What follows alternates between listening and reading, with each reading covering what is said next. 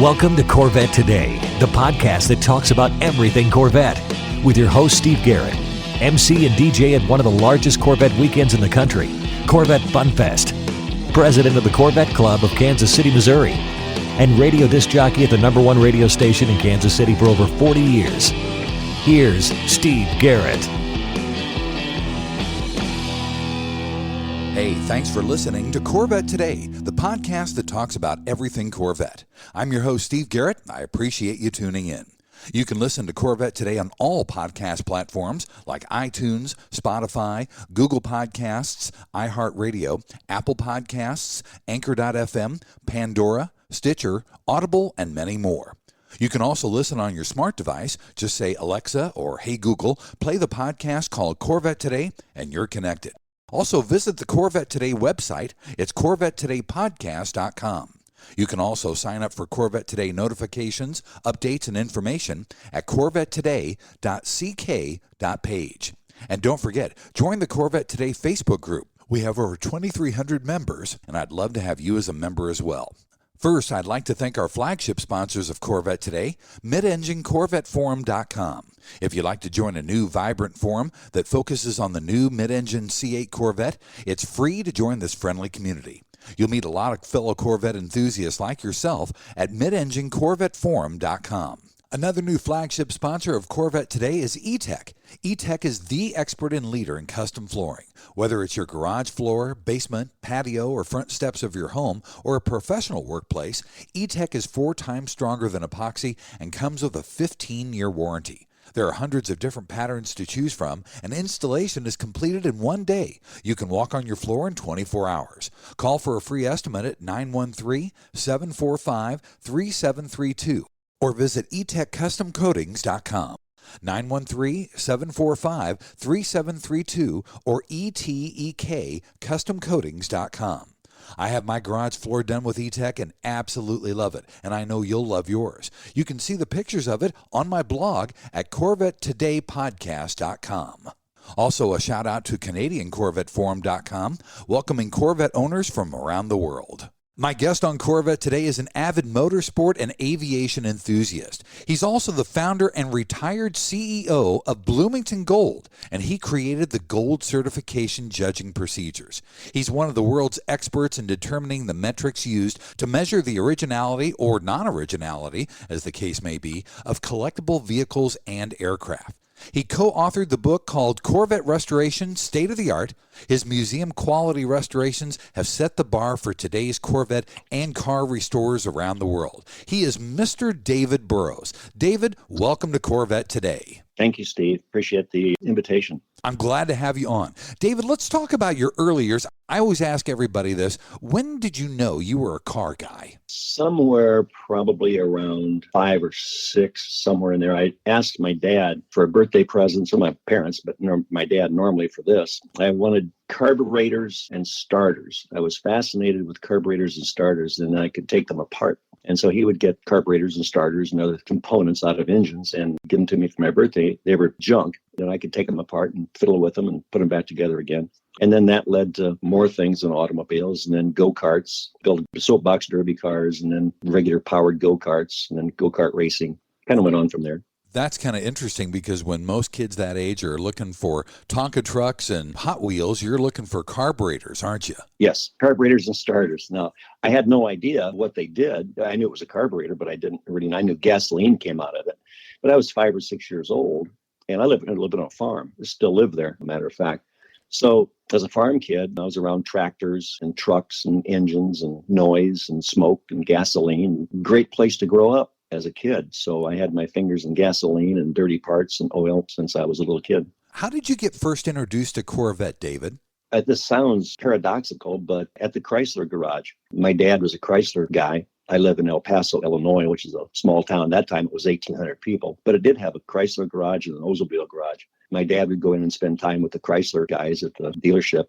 And so my introduction to Corvette was a horrible automobile, and any Chrysler could beat one. Huh. So I thought Corvettes, never paid attention to them. I just knew that they weren't as fast as a Chrysler, and I looked down on them, to tell you the truth, because that's all I heard from the Chrysler people that my dad was around at the dealership that he bought his Chryslers from. So that was my introduction to Corvette. It was not positive. Well, it obviously turned to a more positive thing. How did that go after that? It did. It actually did. And I can even tell you the date. It was in August of 1961.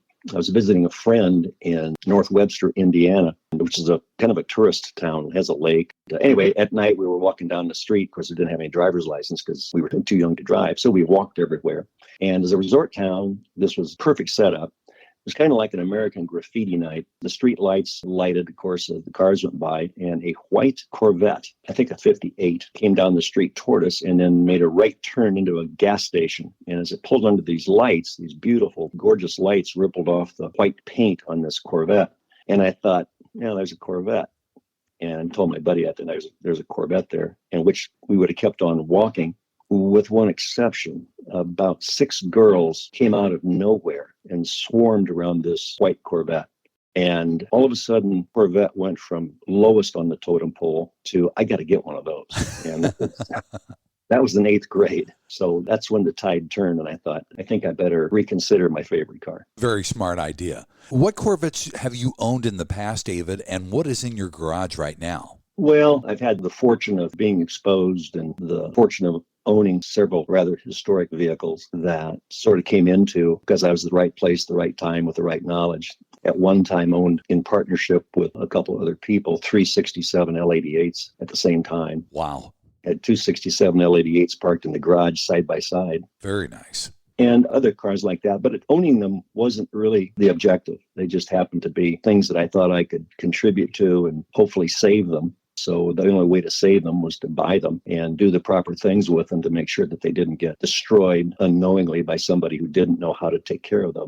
So there's numerous historic vehicles like that I've been fortunate to get my hands on and do something to contribute to their long-term survivability. The only thing I have really today is the first Corvette I ever had, which is a 67. So I'm not a collector, or I guess I am a collector of one. Owning one doesn't really mean that much to me. It's what I can do to preserve one or help somebody else preserve one that is historically important. Talk about that thirst for preserving Corvettes and how that led you into forming Bloomington Gold. Well, in 1973, I started showing the Corvette that I just told you that I have. I took it to several Corvette shows. At that time, it was an old car, but think about it. It was 1967, and this is 1973, so it's 6 years old, which at that point in time would be old. So the paint was a little bit faded silver, but everything else was bone stock original. And of course, there wasn't a chance in the world I'm going to win anything with a silver 67 coupe with black wall tires and coffee can hubcaps. You can't win anything. And I thought, well, gee, going to these car shows back in the early 70s, there were no standards. There were judges that really didn't know what they were doing other than making sure that there was no dirt in the fender wells and the paint was pretty and nice design. The thing that really caught my attention was there was one winner usually, and everybody else was a loser. As a marketing guy, I thought, that doesn't look like a sustainable concept.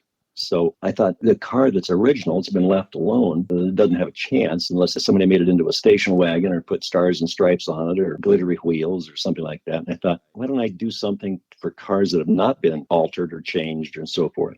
So then rather than having one winner and everybody else losing, I thought, what if we set standards like high jumping? And so if you can jump over the high bar at 7 feet, we'll certify you that you can jump 7 feet. And if you jump 6'5", guess what? You don't get certified. So it's not like everybody gets a participant award. But if you set the standards high and don't negotiate, that's what it is.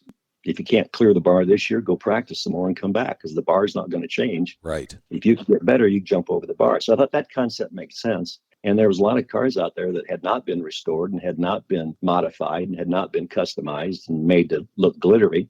I thought, well, that's a pretty big market. That's a bigger market than the cars that have been changed. So I came up with this idea to certify automobiles the way they would have left the factory. And everybody thought that was the dumbest idea they'd ever heard of. Because I asked a lot of people, what if I created an event that recognized cars that had been left alone in their original condition? And people would say, well, why in the world would you do that? And I explained it. And they said, well, that could be a car out in the parking lot. I said, yeah, that's exactly the idea. And they said, that's a dumb idea. So anyway, I did it anyway. I had 127 automobiles show up at the first event, of which half of them were furious when they left because they'd never heard of such a concept. They didn't know that's what they were getting into. Attendance at the first Bloomington Gold was, I think, 127 vehicles, and the next one was 80. So I made a pretty big impression that this is not where you want to go if you've got a, quote, show car. I remember a number of people telling me, this is ridiculous. Everywhere I go, I win the best of show. And I didn't even get a certificate here. And I said, right? Yeah, that's right. And he said, I'm never coming back. And I said, that makes good sense because you won't do any better next year either.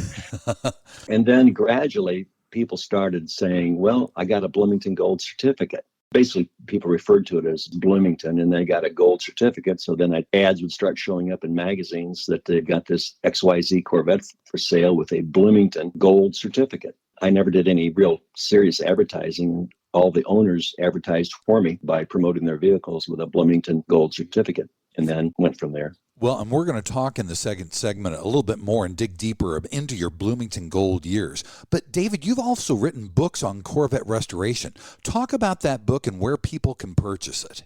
Well, I didn't write it.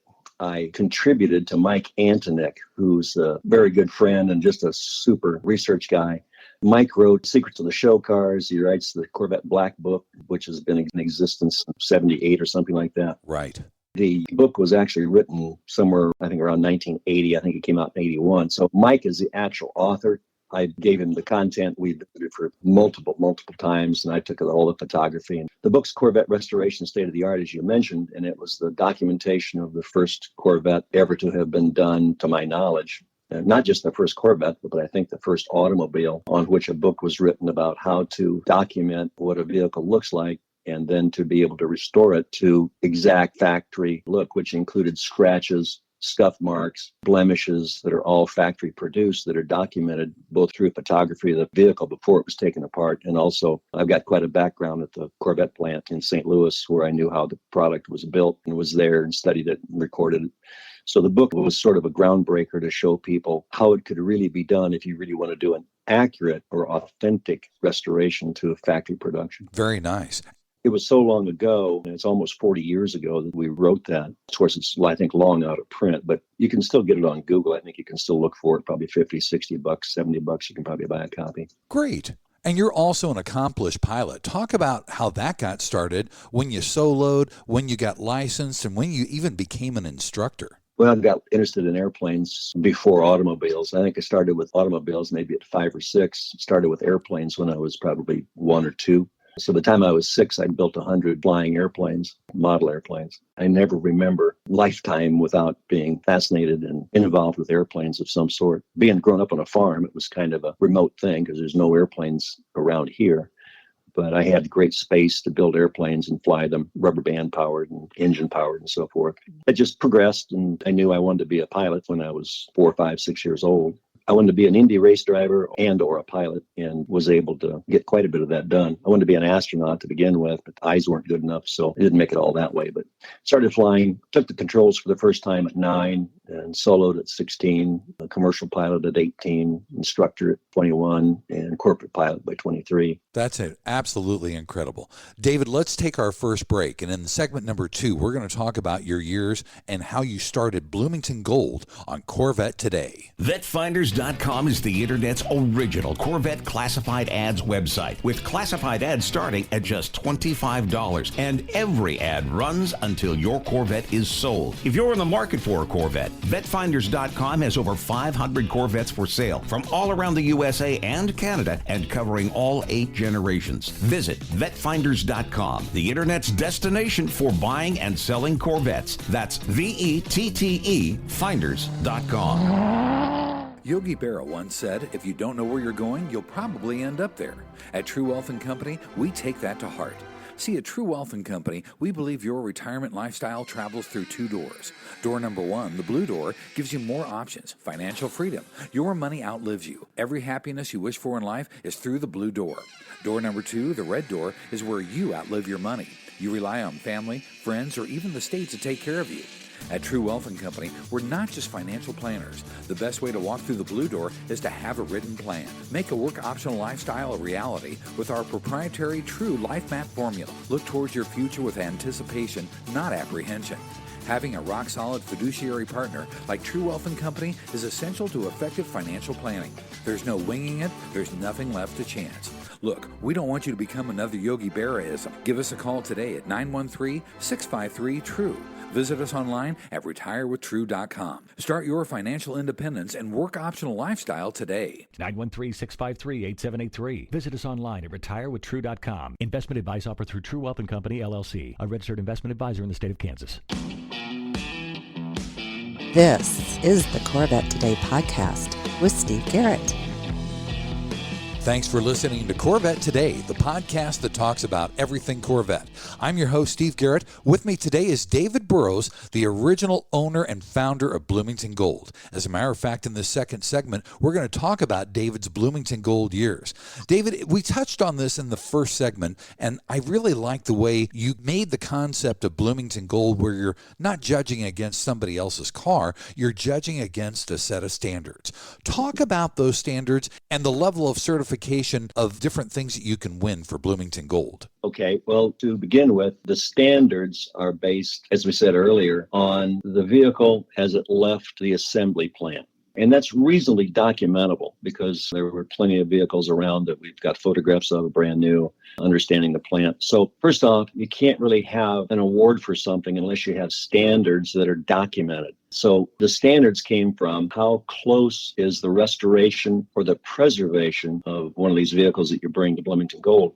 How close is it to the way it left the assembly plant in terms of the configuration, the originality, the condition, and also the technical operation? And kind of back to grade school days and report cards, which is where I took the concept, I thought anything that would be within 95% or greater would be a gold level certification. So that would be gold certified. If it was preserved or restored to between 90 and 94% of factory authenticity, then that would be a silver level of certification. And anything between 85 and 89, which would be equivalent to a C, according to the way I got my grades in grade school, that would be a bronze certification. So if you came there the first year and you got everything pretty close, but not quite, and you got a 93%, which is really good, you would be silver certified. And you could quit, or you could come back and make the corrections, which we would hopefully point out to you what you could do to bring it up. So it was about educating as much as winning a prize.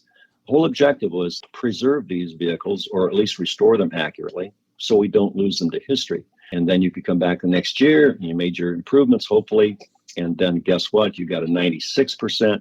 It's gold certified. And then, of course, some people say, well, I want to go further than that. I want to get 100%. Well, come back as often as you want. You can go as high as you like. But no matter what you do, you're not going to get anything higher than a gold certificate, period. That's it. So it did away with the I'm better than you are. You're all good. So if you all can jump the 7-foot high bar, well, you all get a certificate. If you jump the 5-foot bar, you're going to get a silver certificate, and so on. So that really wasn't that complicated for people to figure out, and it caught on. It became something more important than winning a prize. The important thing was that you got to learn some things from people who really didn't know what they were talking about. Because the other secret to this is you have to have people out there who are doing the judging. They have to have standards against which to judge, which before this, nobody had any standards. Everybody just made it up as they went along. So we had judges that were trained properly, had to have people skills, and then the owners could come there, enjoy themselves, not worry about beating the next person. All they had to worry about was, can you get within a very, very close tolerance of what it looked like when it left the factory? If you had a custom car, by definition, we're not going to do that because that's antithetical to what the whole point of Bloomington Gold was. So we did it for the first 2 years. We had custom cars in there. In my opinion, it diluted the whole point and confused people about what we really stood for. So that didn't last very long. I think now Bloomington Gold is doing that again. I don't know what results they've had. I assume it must have been okay. But at that point in time, the categories or the levels of certification were gold, silver, and bronze. And the primary objective was be a place where people could come and learn and not just get 100 points, but get a 100-point vehicle. And we tried to draw the distinction between this award isn't about you, the owner. It's about the authenticity of what you brought here. Very nice. Bloomington Gold became the standard for the Corvette industry. You created that standard. Talk about what sets Bloomington Gold apart from other shows or other concours. This is my personal opinion. This is me speaking, nobody else. I don't like car shows. I don't find them necessarily productive. I find them entertaining, but I don't find them productive, and I oftentimes don't find any real great amount of learning that goes on. It's more entertainment, which is fine.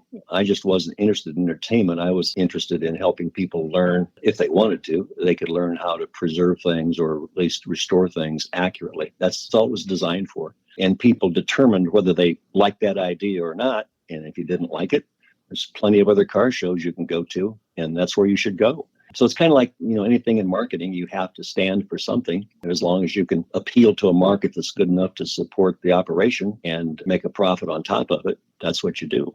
And that's another thing to mention. Bloomington Gold was never a club. It was a business. It had to be a business because we had a lot of expenses. We paid the judges' expenses. We paid for uniforms. We paid for a lot of things, rental of the properties. So it was a true business. It was not political. There was a board of directors, but they weren't elected. It was pretty much dictatorial. I found the people that were competent as financial people or as operations people or tech people, whatever we needed, and paid them well. So it's not a membership organization. It was a true business created to teach people and to give people an incentive to come there. And hopefully everybody would have a good time and enjoy it and get an education out of it. We added other events around it to make it more entertaining as well. You also sold Bloomington Gold at some point, David. Talk about your exit, what came next, and who did you sell it to? There were some other people in the organization. I came into it in 78. It was a swap meet and had some judging, but the judging was very disorganized and a lot of politics. And I don't like politics. I don't like disorganization. So I made a suggestion to the people there then that I got this idea called certification. They thought that was okay. That's where it was introduced, was in 78, but it wasn't called Bloomington Gold. It was just called Gold Certification. The marketplace called it Bloomington Gold. They got a Bloomington Gold certificate. So then I branded it, the actual show then, Bloomington Gold. Anyway, that was in 78 that it started. Gold certification was in 78. In 83, it was rebranded Bloomington Gold, where a lot of other events came into play, special collection, road tours, restoration workshops, all kinds of other ancillary events for entertainment and education. And then in 1994, some of the other people that were involved with it with me thought that they could run it better than I could. So they decided to buy me out. I gladly took their check. Well, I never left. I'm a professional market research guy with a big company and got out of it at that time. And I was gone for 10 years. Dana Meekum bought it in 1997, I believe. And then he asked me to come back and run certification because he was busy with the auction. And then a little later, he asked me to come back and actually run Bloomington Gold. And so I was gone for 10 years, came back for 10 years. And then Guy Larson bought it from Dana. So I wasn't needed there anymore for that. So Guy bought the brand, bought the show, and then he's the owner and CEO. So then I left that. I was retired at that point from my professional career. And at that point, I branched into other ventures in authentication. And we're going to talk about that in segment 3. Actually, we've had Guy Larson on the podcast. He was the first podcast in 2021. But let's you and I take our final break, David. And in segment number 3, we're going to talk about your current company on Corvette Today. American Hydrocarbon, your one-stop shop for custom interior, exterior, and engine bay items for your C4 through C8 Corvette. We can help you create a custom look for your Corvette with carbon fiber or 10 different color patterns and styles. We've served customers in over 28 countries all around the world. Whether it's a custom-made engine cover for your new C8 mid-engine Corvette or custom-made C4 interior upgrades, American Hydrocarbon can help you transform your Corvette into a best-in-class show car. Our products have been featured in Vette and Corvette magazines, so give us a call. 813-476-5638. That's 813-476-5638. Visit our website at AmericanHydrocarbon.com or email us at pat@AmericanHydrocarbon.com. Let us help you make your Corvette the car you've always wanted it to be. American Hydrocarbon.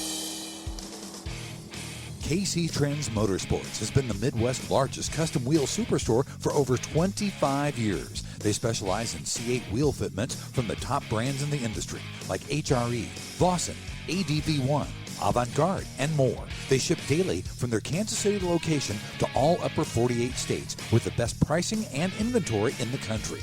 Need tires? KC Trends Motorsports has you covered. They have tires in stock from Michelin and Pirelli. Plus, they can help you with a customized wheel and tire combo for your Corvette to truly make it one of a kind.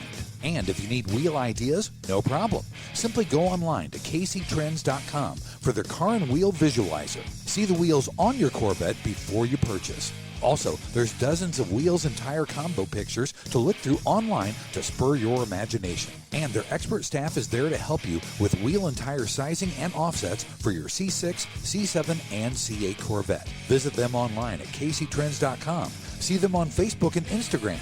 Make any Corvette a one-of-a-kind with KC Trends Motorsports. Call them toll-free, 877-962-5200. KC Trends Motorsports. And now, back to Corvette Today with your host and my husband, Steve Garrett. Hey, thanks for listening to Corvette Today, the podcast that talks about everything Corvette. I'm your host, Steve Garrett. With me today is the original founder of Bloomington Gold, Mr. David Burroughs. In this third segment, we're going to talk about David's current company called Prove It. David, your passion for originality brought you to start this company called Prove It.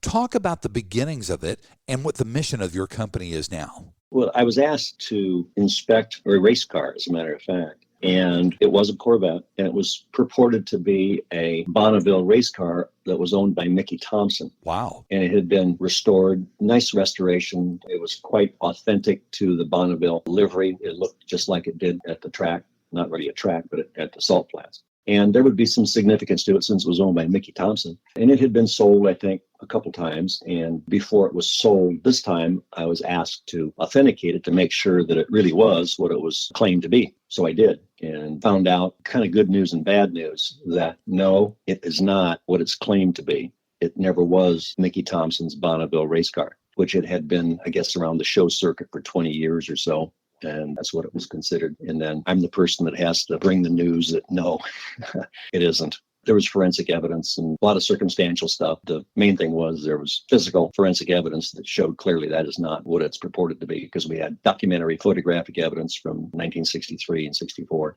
when the car did run at Bonneville. This did not match that vehicle. So that's the bad news.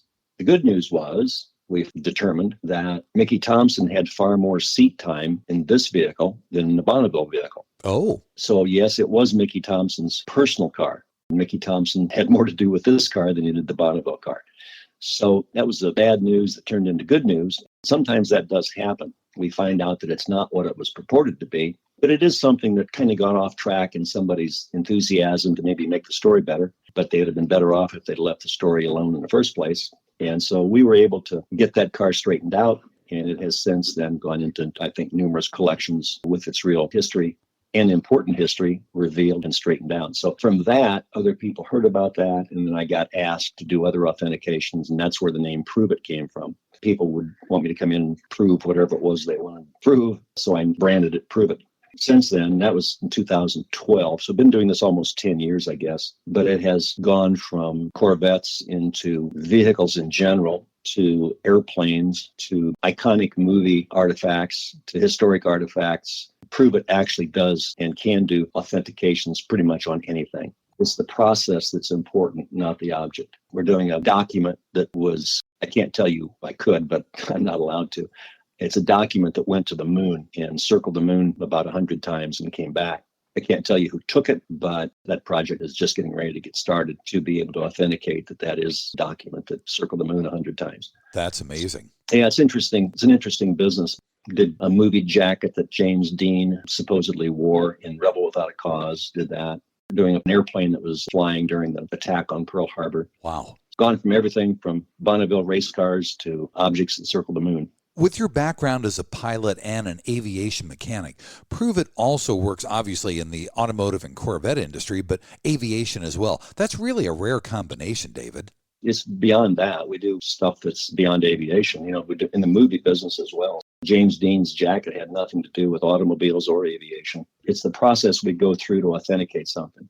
Forensically, testimony, records, all sorts of things you have to go through. And every project is totally different. The thing that's unique about Prove It is the process we use and how we do it, and then who makes the decision, whether it's authentic or not authentic or how confident we are, because I'm not the person that makes the decision. Anybody who has something authenticated by Prove It The interesting thing is nobody can pay anybody off, because if you were the client, you wouldn't know who to pay off to make it come out your way. We come in, we do the research, you give us your information, and then we look for somebody who disagrees with you and has the other point of view, and then we get research from them, and we go through and we actually build two cases. We build one for you, and we build one against you. And then you get to look at all that evidence and correct it if we said it wrong. And then the counterparty can look through their evidence, and then that evidence goes through a review, and then it eventually goes out to a jury of critical thinkers like test pilots, surgeons, attorneys. Anybody who has, as a profession, something is looking at evidence and making a conclusion. When the evidence goes out to that panel or that jury of 5, the jury doesn't know who the other 4 people are.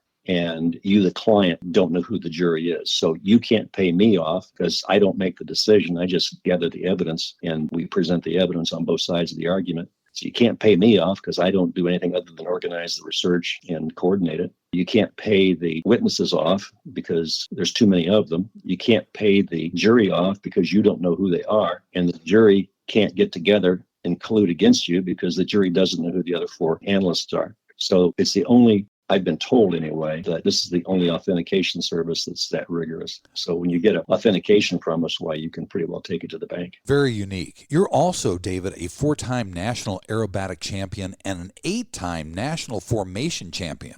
Talk about those 2 titles. That's really cool.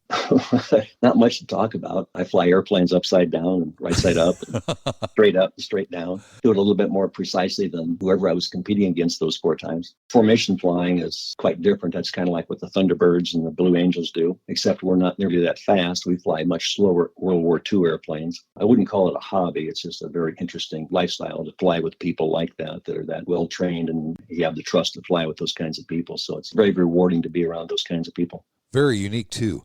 You also set restoration standards because of your ties to the Smithsonian National Air and Space Museum. Talk about how those standards helped you with Corvette and aircraft as well. Precision documentation, that's critical, whether it's improve it or anything else. We look at things in a very, very different way than, quote, car show judges do, or beauty queen judges and things like that. This is a whole different mindset, of which drives probably most people crazy, and they would think that that's ridiculous. And it is ridiculous unless you've got something that has high value to it. It's very important. I'm not tied to the Smithsonian in any professional way. I just happen to, again, have the good fortune of knowing people at the Smithsonian, and have had for about 20 years. So I've gone out, studied their processes, how they do things. When they do a restoration, for example, I do the same thing. I learned it from their procedures. As they take a nut, bolt, and washer out or off of something, that nut, bolt, and washer is never separated, and it's documented as to which hole it came out of, left rear, right rear, top, bottom, wherever. That's all documented. It goes in a little plastic bag. And if that gets replated, it's all remembered, photographed. And then when it comes back and goes back on the artifact, that bolt, washer, and nut go back in the same hole in the same order to the same number of turns on the bolt. So that's ridiculously precise and totally useless to most people. And it would drive most sane people insane. But when you're in the business of trying to document some high risk and high value artifact, whether it's an airplane, race car, lunar lander, or whatever it happens to be, it's important to do that because that does show provenance. It shows documentation that this is the real artifact. This has not been replaced with other hardware bolts. This is the bolt that came out of that race car that raced at Le Mans or raced at Indianapolis, driven by Mario Andretti. This is the same seat. This is the same stitching in the seat that John Kennedy was in, et cetera, et cetera. So those kinds of things are appropriate for the Smithsonian. For the regular garden variety restorer, that would be ridiculous and terribly expensive and unnecessary.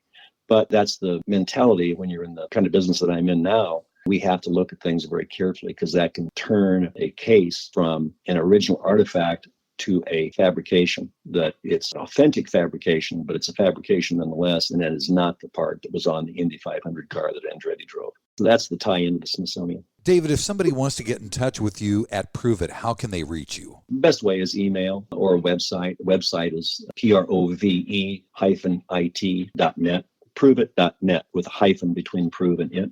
That sounds good. David, thank you so much for being on Corvette Today. The stories were just amazing, and best of luck with Prove It. Thank you, Steve. It was a pleasure. Thanks for listening to Corvette Today, and thanks to our sponsors, American Hydrocarbon at AmericanHydrocarbon.com and KC Trends Motorsports at kctrends.com. And don't forget E-Tech Custom Coatings at etekcustomcoatings.com or call 913-745-3732. You've been listening to Corvette Today with Steve Garrett. If you'd like to contact Steve with any thoughts on the podcast or ideas for guests on Corvette Today, you can email him at stevegarrettdj@gmail.com. That's stevegarrettdj@gmail.com. Garrett has 2 R's and 2 T's. Or connect with Steve on social media on Facebook, Twitter, or Instagram using @SteveGarrettDJ. Thanks again for listening to Corvette Today.